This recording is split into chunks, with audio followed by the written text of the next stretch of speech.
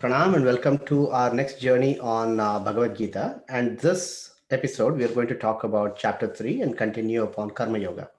So, before we do that, I want you to all join us in the prayer, the Vedic invocation.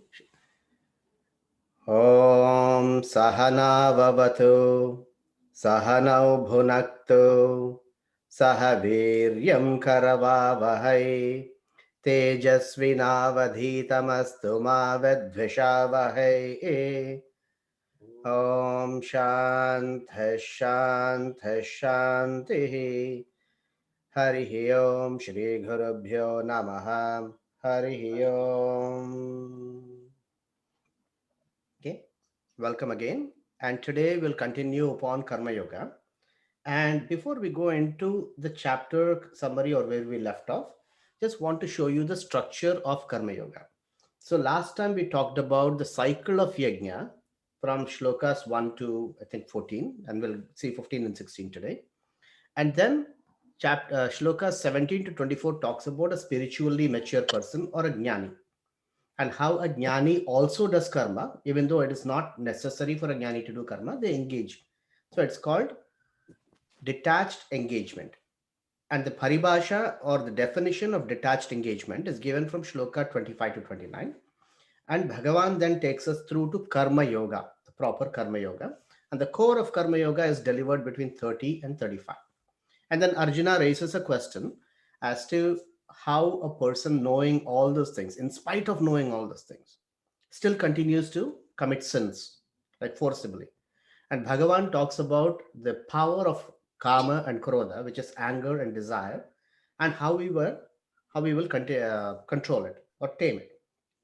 So today we are going to see shlokas 17 to 24 and 25 and 26.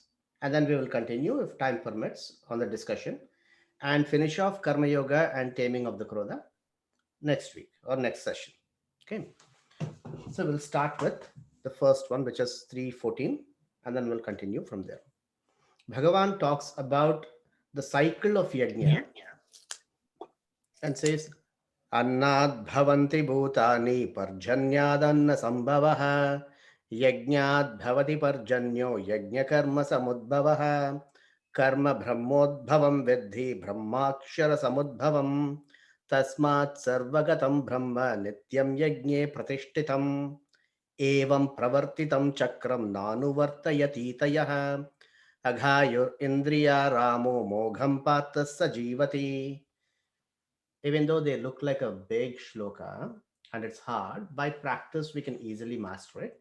It simply means the cycle of yajna and our role in preserving the ecosystem and stopping the society from falling into decadence. So we'll talk about the first two shlokas because they go together. Annad bhavanti bhutani, which means living beings are called bhuta, right? Not just human beings, but in this case, it starts with human beings. Human beings, among all other living beings, are born of anna. Anna is food. Food is basically the intake, right? So whatever you eat is what you become. Annad bhavanti bhutani. How is food formed? From parjanya, which is grains of rice, are created because the rain falls. And we will, when we talk about the Atma and the transition and transmigration of Atma, this whole cycle comes into play. Parjanya comes from yajna. Because of the power of yajna, rain is produced. We are not talking about scientifically here. We are talking the Vedic angle of the cycle of um, sustenance. Okay, yajna, and because of yajna, rain is produced because dharma is there. In a land where dharma is established, there is prosperity and rainfall. And this yajna is possible because it comes from the karma of the Vedas. Veda Vihita Karma. Yajna Karma Samudbhavam. Karma Brahmodbhavam Vidhi. Karma comes from Brahma. It's not the Chaturmukha Brahma. Here, Brahma means Vedas. So, Brahma could be Brahman, which is the cosmic ultimate reality, or it could be Chaturmukha Brahma, which is the creator of the universe, or in this case, it will be Vedas, right? So, in this case, it's Vedas. And Brahma Akshara Samudbhavam. Brahma is established in Akshara. Akshara is non-perishable reality, which is the ultimate Brahman. So that is the cycle that keeps on going back and forth. And Brahma produces karma, karma produces, which is Vedas give rise to karma, and those Veda Vihita karma produces yajna. Yajna produces parjanya, which is rainfalls, of which Anna is formed, and then beings are sustained. Now, the beings that come from this, which is the humans or the Sanatana Dharmis, should follow the yajna and give and do the karma, and the cycle is maintained. And what Bhagavan says is a person who stops this because of selfishness or laziness or all the tamasic and rajasic gunas we have seen in the past, what happens is the cycle is broken. Evam pravartitam chakram. The chakra or the cycle that goes on and sustains, when it is broken, society degrades. Now, the beautiful word here that I wanted to retain in Sanskrit is agayuhu indriya ramaha, agayur indriya ramo, mogham partha sajivati. A person who is indriya ramaha, a person who runs behind physical comforts and behind the pleasures of the indriyas. Like, I want to see beautiful things, I want to watch TV or Netflix, or I want to listen. I don't have time for doing my daily rituals because I have to satisfy myself by seeing or enjoying beautiful things, or eating the things I want to eat, not the things I need to eat. So that kind of a person destroys the cycle. And when the cycle is destroyed, society or dharma becomes decadent. So what we have done, I'll give you a beautiful example. Unfortunate, it's not beautiful. Unfortunate example is all our Gurukulams used to teach Satyam Vada, Dharmam Chara. The Dharma Shastras used to be taught to kids, where even in the absence of a teacher, a child would do the right thing. And society was built in such a way where, in the absence of people, we would be afraid to do the wrong things. And the education system that is now teaches kids to copy or cheat and pass, or winning is the major thing, and you can do anything in order to win. You can grab, right? So a society based on grabbing and gratifying itself, with no concern of ecological sustenance. And see where the world has turned out to be in the last 100 years. I know there is a technological progress, but there is also ecological damage. And that comes because of the chakra pravartitam stopping, or the cycle of sustenance being stopped and the ecological system being destroyed. And that is the purport of those three shlokas.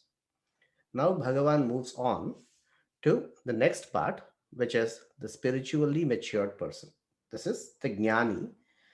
And here, I'll go shloka by shloka, but we will talk more about the essence of what the shlokas mean than the actual shlokas, right? So, yaha tu yastu atmaratireva syad, yastvatmaratireva syad, atmatruptascha manavaha, atman yevacha santushta, tasya karyam na vidyate. So, a person who is happy, who loves themselves, okay, and a person who is content in the self. When I say in the self, the atma, and rejoices in the atma, in the presence of atma. So we are talking about not just the paramahamsas of the yonder. We're talking about any person that doesn't hate themselves or have an inferiority complex, or saying, I don't deserve anything. So all of Sanatana Dharma is to bring you out of that inferiority complex into a complex where you say, I am Brahman. I belong to this universe. I'm connected to the universe. I see the oneness, right? To see the grand nature of the universe and be connected to it and elevate yourself. So a person who has reached that mental maturity, tasya karyam na vidyate, that person has no need for any of the Veda Vihita karma. And why is that? Because once you have achieved your goal, so until you make, okay, this is about the contentment part. Until you make peace with who you are, you'll never be content with what you have. There'll always be that craving. And as long as you have that craving, that lack of peace of mind, you'll be either hurting yourself, or you'll be hurting others around you, or you'll be grabbing things from the nature. right? You will not be contributor, you'll be the grabber. So once you make peace with who you are and are satisfied with what you have, then you can actually turn out to be a contributor rather than a burden, so to speak. Now, the greatest challenge in life is actually discovering who you are. This is the longest journey you will ever undertake because we are running around all the things, the rat race we are in. We forget that there is a person that I am, and I also need that love. I need that care. I need that focus. We are turning out to serve everybody and anybody's needs, wants, and desires. We forget that we exist.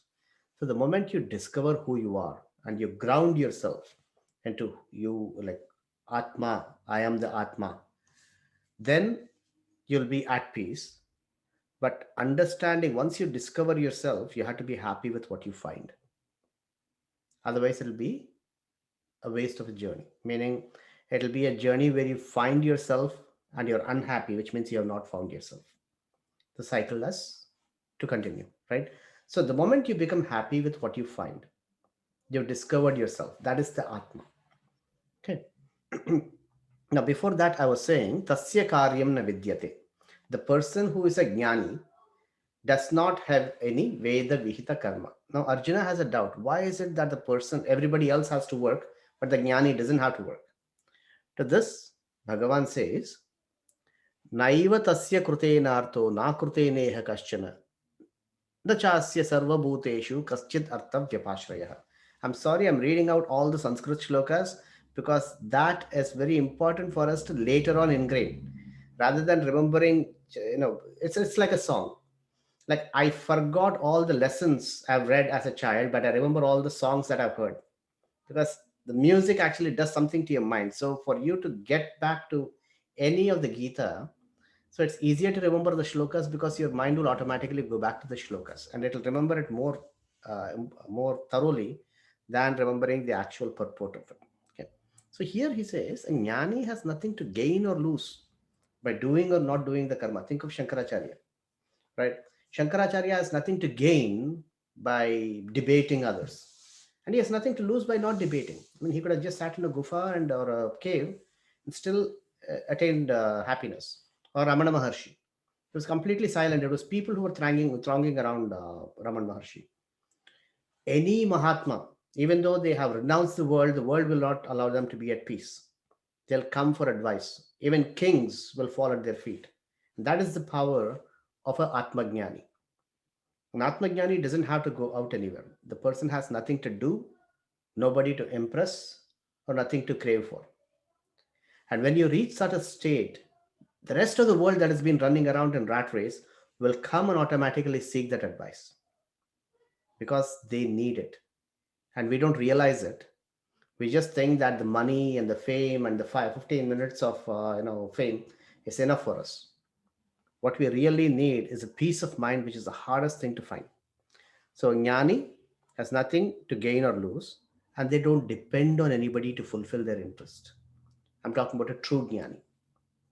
I'm not talking about the people who sell courses for $10,000. That's not the Jnani I'm talking about. I'm talking about true Jnani who have nothing to accomplish, are at peace. And before I was talking about, a Jnani has nothing to do or not to do. There is no karma that they have to do because they've already accomplished. Tools are required only till you reach your destination. So in this case, the mountain climber requires the rope only till he or she reaches the top of the mountain. After reaching the top of the mountain, the hooks are let go. You don't need it till you come back down, right? Or you have a car, you take it to the office or you take it to somewhere, and you're in the car as long as you reach the destination. Once you reached your office, you have to let it go. Otherwise, there is no progress. Once you reach your destination, karma has to let go. If you don't let go of karma and you keep on doing rituals, there is no progress after that. You're stuck in the ritual. And many people do not elevate themselves because they're stuck in the ritual part and do not transition into the spiritual part even though they're mature. However, we'll also come to the condition where a jnani performs the karma for the sake of others. That is the topic that we'll talk about in a bit. So I hope all of you are clear so far. Right. Now, Tasmad asaktas satatam karyam karma samachara asakto hyacharan karma param apnoti purushaha. Now, this is what I was talking like a second ago about a jnani. Even though a jnani has reached that stage of maturity, they don't let go of the karma, not for their own sake, but for the sake of the world to continue. For example, a teacher who teaches in a kindergarten school or a kindergarten or a high school or primary school have already gone to school and graduated. They've done further studies, but they come back and they go to school every day to teach the others how to get out of the school. So that is the idea of a jnani. A jnani comes back and teaches, even though they have attained the samadhi and the nirvikalpa samadhi and all those things. They come back and share that experience so that others can get out of the rut. Now, when Sri Krishna talks about Bhagavad Gita, when he gives or delivers it, it is not that he has to make money out of it. Bhagavan is fully accomplished, but he is giving it so that others can benefit and get out of the rat race. Now, same idea for a jnani. They work very hard and they work tirelessly and they do it with complete detachment, meaning whether you praise them or you don't give them any thanks, it doesn't matter. Work is being done without any expectation. That is karma yoga. Day after day, you have to understand that work is thankless. And as long as you are happy inside, you don't need any external appreciation. Now, Swami Paramarthananda once he mentioned the difference between an ajnani and a jnani, right? For an ajnani, a person who's a worldly person, a samsari, they keep on working to get happiness. Happiness is a future thing, and I have to earn, I have to run, and I have to do an exercise or I have to do this and that to gain happiness. I'm working. So you work for happiness, whereas a jnani works with happiness. Happiness is already there, and work is secondary because you're completely happy. And with that happiness, you work, and there's no ultimate agenda for a jnani. In that case, the engagement is 100%. Whereas in the first case, where a person is working for salary or working for fame or working for something else, uh, what happens is when there is, let's say a person is working for a salary or a promotion, and the person doesn't get the promotion, what happens? There's disengagement. The person leaves the company. Whereas a jnani who works with happiness, whether they get the credit or not, is immaterial because they keep on working. For a jnani, like I'm talking about 100% jnani, they keep on working and they have no regrets wherever they go. Okay. And this greed and that attachment of a samsari will take you away from the peace and contentment. And it's an unachievable dream because the goalpost will keep on shifting. The more and more you want something, maybe you'll achieve the thing you wanted now, but your mind doesn't stop. It automatically sets the next goal. The moment you get the thing you want, there'll be probably half a second or couple of seconds of enjoyment before you start setting the next goal. Now you become a manager, you want to become a senior manager. You become a senior manager, you want to become a CEO. You become a CEO, you want to take over other companies. It's always that run till you say, I am confident, I'm comfortable, I'm happy. And now let's see what happens. Right. And that's when real life begins, when you're actually happy. And I want to say this, and then we'll move on to the next topic, which is contentment does not mean the absence of desire. When I say be content, doesn't mean that you don't have any desires. It simply means being happy with what you have. Right. I've seen more people cry about things they don't have than be happy with the things they have. And that is human life. It's always crying about unhappiness, is always because of crying for the things you don't have. But be grateful for the things you have and find a way to achieve that you don't with happiness. That's easier. And there is no time limit. I mean, you will get it. So have that confidence in the different ways to do it, but we'll see that in different chapters. But it simply means be grateful for the things you have. Be grateful, be content, and be happy. And without that happiness and peace, the rest of the things you do will not make any sense. Just as you're working for, without health, without family, and without peace, all of your working will go to waste, right? And I always tell my team, basically, if you're not working for family comes first. If you don't have, you're not focusing on the family, you're not focusing on your health, then what are you working for, right? So set your priorities and make contentment your first priority. Because if you're content, you can keep your family happy. If you're content, you can keep yourself healthy, not the other way around. Contentment is not a distant goal, it is the foundation for everything. And then Bhagavan goes into the next topic, so which is about different people who, or setting by example, different people who are karma yogis, and to show us that it can be done. You can be a karmi and still be detached. कर्मणैव हि संसिद्धिम् आस्थिता जनकादयः लोकसङ्ग्रहमेवापि सम्पश्यन् कर्तुमर्हसि यद्यद् आचरते श्रेष्ठ तत्तद् एवेतरो जनः स यत् प्रमाणं कुरुते लोकस्तदनुवर्तते. Now, Bhagavan gives you a beautiful example. He says, like Janaka Maharaja and others like him are karma yogis. They work tirelessly and follow the path of karma, but they are completely detached. Now, there are many stories that comes when you talk about Janaka Maharaja and Ashtavakra. So, the Janaka Maharaja, he was a jnani, a true jnani. And he always used to be in the company of great wise people like Yajnavalkya and Vandi and Ashtavakra and Sukha Maharaja. Sorry, Sukhji. And in case of Ashtavakra, there was once that a sannyasi and lots of sannyasis were there, and Janaka Maharaja also was attending that course, and they were talking about Brahman and Maya and other things. And in the middle of the lecture, there was a messenger who came and told Janaka Maharaj that Mithila is burning. And the moment everybody heard Mithila is burning, even the sannyasis or the people who had nothing, they had only a loin cloth, and they also ran out to save that little possession they had. But Janaka Maharaj just sat there. He didn't move. And Sukh Maharaj, not Sukh, Ashtavakra asked him, how come you're not leaving? So it says Mithila is burning and you're the king. And Janaka Maharaj says, I have enough people to take care of it. I'm very confident of their powers.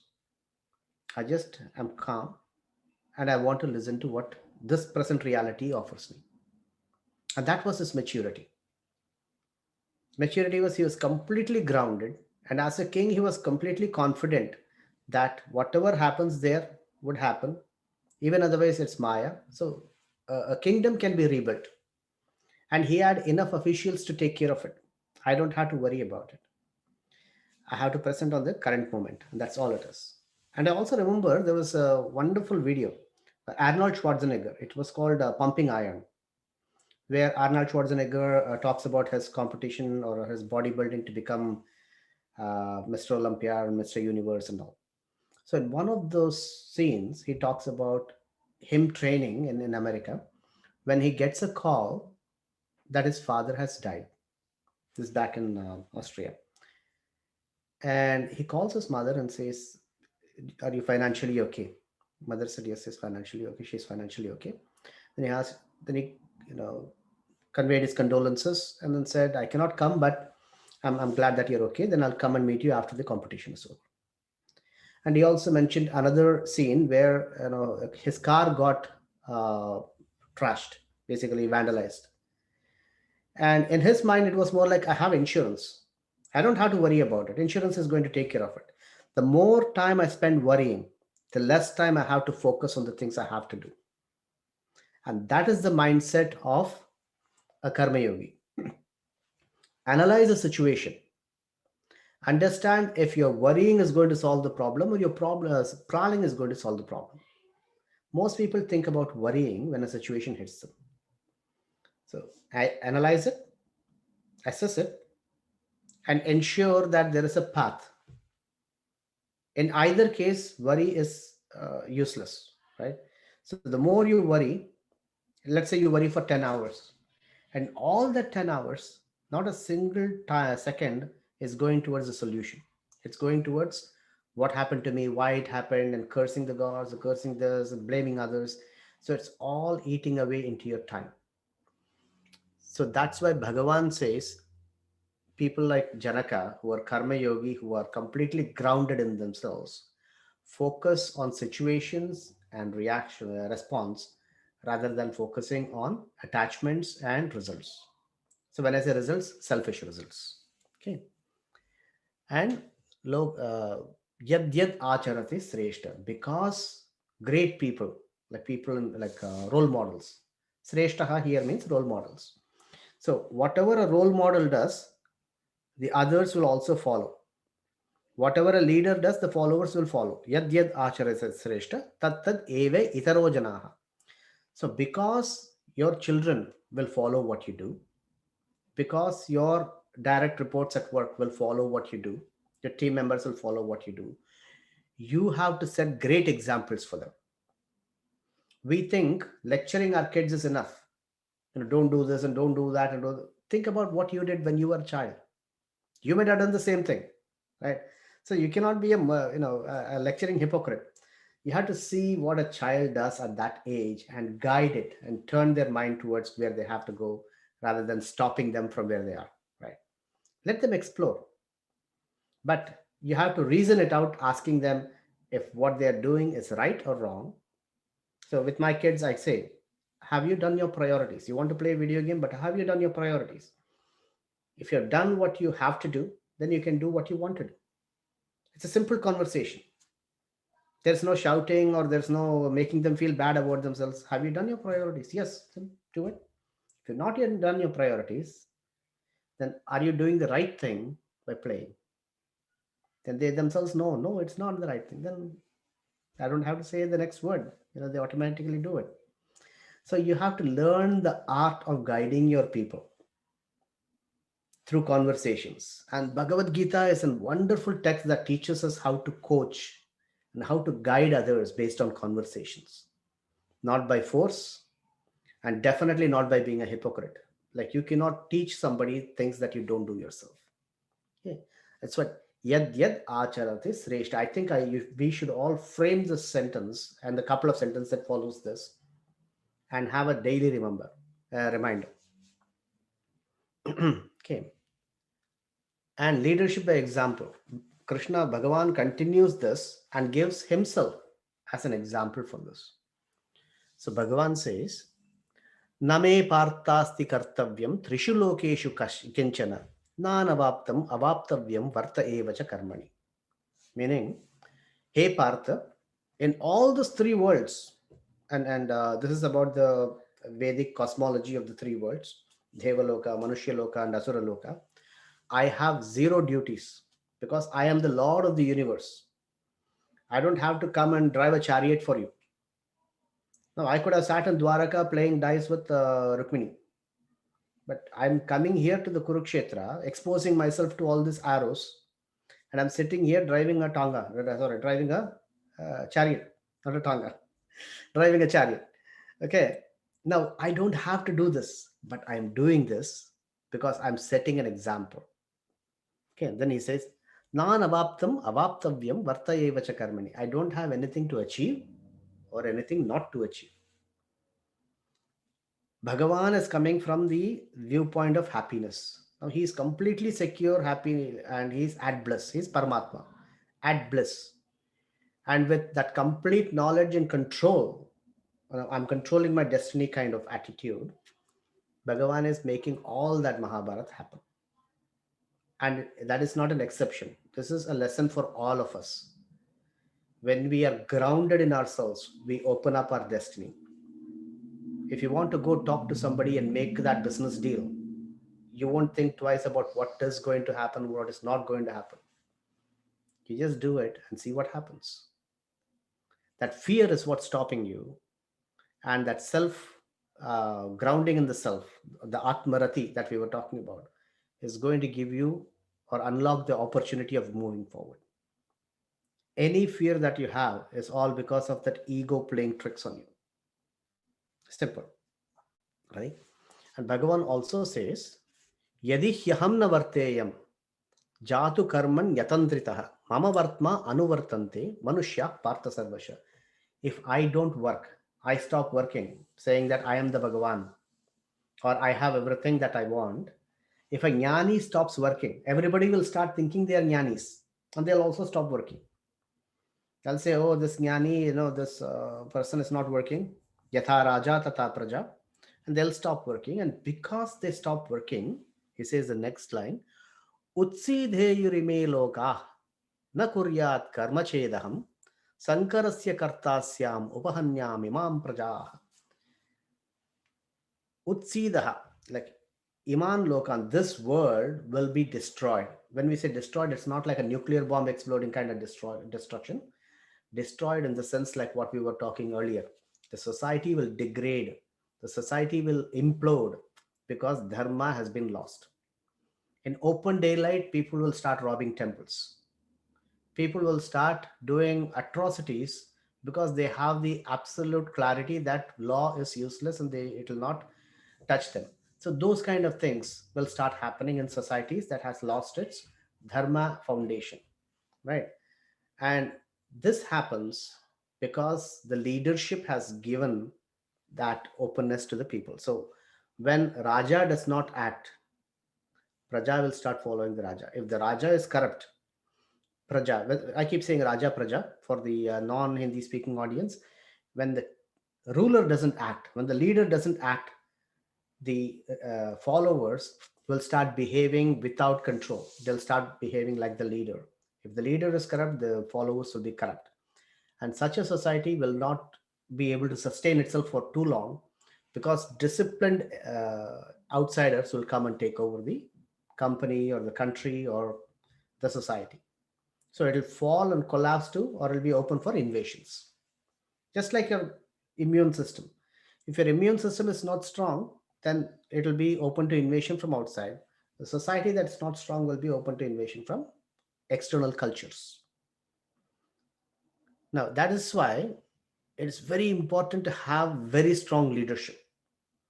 Now, it is said the army of sheep led by a lion can be defeated by an army of sheep led by a lion can defeat an army of lions led by a sheep.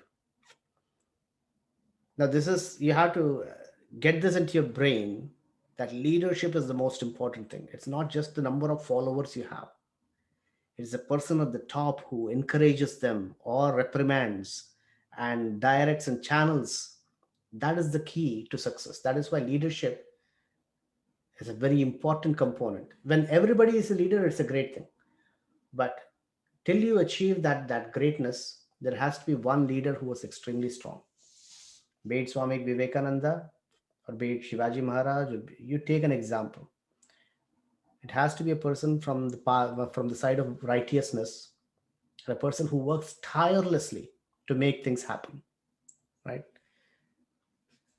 And that is the secret of leadership that Bhagavan teaches in that section of Karma Yoga. Coming to Nishkamya Karma. Nishkamya Karma is detached engagement. Now, there are a couple of shlokas, and then we'll open it up for question answers because we're getting to close to question answer time. Now, these two shlokas, this shloka and the next shloka, is something that I have framed and put it as a self-reminder because this is a wonderful shloka. I mean, this is the next one for coaching. And it comes handy when you're raising children or when you're criticizing other people on things they're not doing right or others, right? Saktah karmanya vidvamso yata kurvanti bharata kuryad vidvansata saktah chikirshur loka sangraham. Okay. Saktaha, asaktaha, people who are attached, a samsari. Karmani avidvamso. Vidvamsaha is person who understands. Avidvamsaha is an ignorant person. When I say ignorant, spiritually ignorant person, not technically ignorant. So work like a person who is passionate and attached or worldly, but do that without attachment and with understanding the right things and having the right knowledge. So Bhagavan is saying, hey Arjuna, work like a sakta and an avidwan who is working so passionately. But do so, kuryad vidvans tata asakta chikirsho lokasangram. But do so with full knowledge and absolute dispassion for the sake of the world. Now, this seems like a paradox, but what it actually means is like the teacher in the high school. Now, when the kids are playing games, the teacher also runs around and plays games. But that is being, the kids are doing from a point of learning, and the teacher is doing it from a point of learned. Same way, Jnani works 100% with full understanding that this is all a drama and this is all for the sake of the world, not for myself. I am secure, I am grounded, and I'm doing it for others to actually be elevated and come out of the rat race. So that is the attitude that you have to work with. When you work with this mindset, you will not have any failures, you will not have any disappointments, and most importantly, you will not give up what you are doing. They say, no, marte dam tak. You'll be working for the sake of others selflessly. That is the essence of Karma Yoga. Once you understand this, Karma Yoga is not mechanical working, it is working with a strategy without being involved, without being selfishly involved. I have to use the word selfishly often. Okay.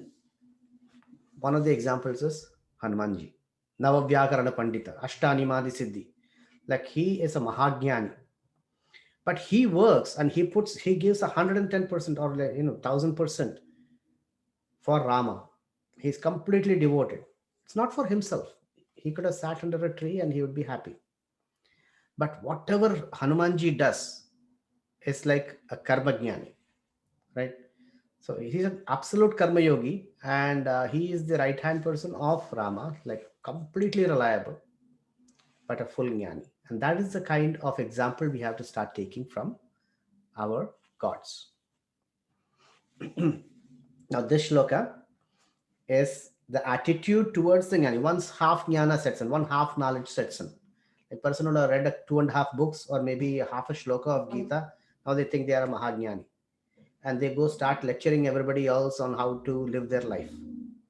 Okay, now Bhagavan says, Na buddhi bedam janayed ajnanam karma sanginam joshayet sarva karmani vidvan yukta samacharan, which means Na buddhi bedam janayed.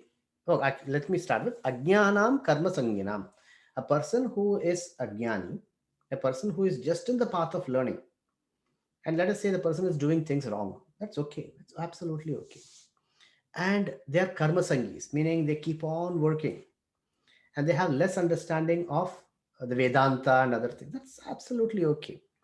Na buddhi bedam jana. Don't confuse them. Don't go and start lecturing them on how they should live their life. Instead, what Bhagavan is saying, Joshayet sarva karmani. Encourage them in what they are doing and then slowly take them to where they have to go. And when a child is playing, don't immediately go and say you're wrong in playing. Child is not wrong in playing. The child is having fun. But set time aside for them to do their job. Give them channels where they can experiment, where they can actually be themselves. So clear guidelines, right? You don't take a kindergarten child and stuff, nuclear science into the brain or cognitive psychology. Child is not prepared for it. So Bhagavan says, do not confuse or criticize those who do not know the path of Dharma. At this point, they don't know. That is all it is. There's so many people who want to know Dharma, or maybe they're not this time. That's fine. But don't confuse them or don't start with confusion. Start with appreciation of what they are doing because that gives you an understanding into where they come from and then lead them into where they should be going. That is why Bhagavan in the first chapter was completely silent. Arjuna was crying. He was doing all this Vishada, Arjuna Vishada Yoga. He was completely crying. Bhagavan did not say anything till Arjuna asked for help. And then Bhagavan leads him into the path of knowledge. And at the end, in chapter 18, he says, I've given you the knowledge, now you do what you want to do. Yatechasi tathaku. He doesn't say, I've given you Gita, therefore you have to do only according to the Gita. No. He says, now I've given you all the parameters, I've given you the Gyan. Now it is for you to decide how you want to run your life. And that is what a Jnani does. A Jnani understands the process of the other person, the coachee, encourages, and also channels. That's all it is. Those three things, if you can remember, then you'll be a fantastic, I mean, you already are a fantastic parent, you'll be an even more fantastic parent or a boss, right? So you can teach more by encouragement and than by insults and punishment and depriving the kids from the fun experience. The more fun they have when they learn will encourage them to learn more. The less fun they have when they learn is going to discourage them. So always be a coach, not an oppressor. This is Bhagavad Gita, right? And with that, I'll open it up for question answers. So I have the Saransh here, but we'll start with questions. Om Purnamada Purnamidam Purnat Purnamudachyate Purnasya Purnamadaya Purnameva Vasishyate Om Shanti Shanti Shanti Hari Om Shri Gurubhyo Namaha Hari Om